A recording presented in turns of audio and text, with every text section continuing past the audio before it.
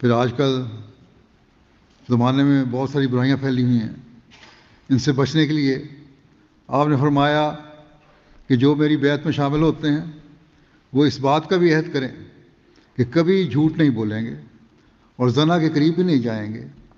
اب زنا نظروں کا بھی ہے اور خیالات کا بھی ہے۔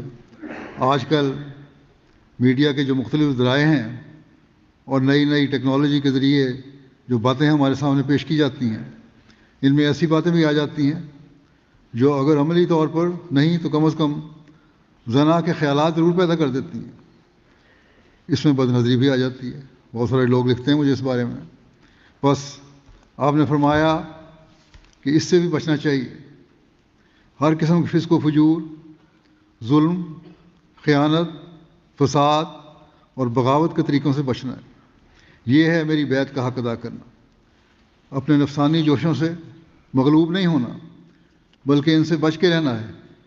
جب تم ان سے بچ کے رہو گے تبھی میری بیعت کا حق ادا کرو گے۔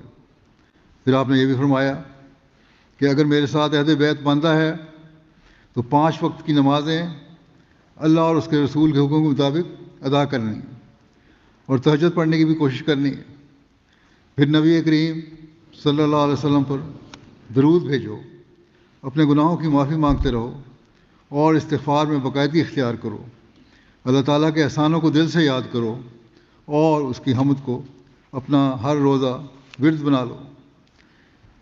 لوگ پوچھتے ہیں کہ اللہ تعالیٰ کے قریب کس طرح ہوا جاتا ہے؟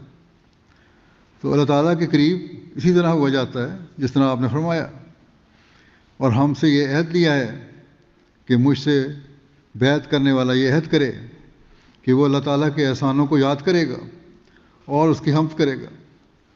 جب تم اس کی حمد کرو گے اور اس کے احسانوں کو یاد کرو گے تو اللہ تعالیٰ کا قرب خود بخود حاصل ہوتا چلا جائے گا۔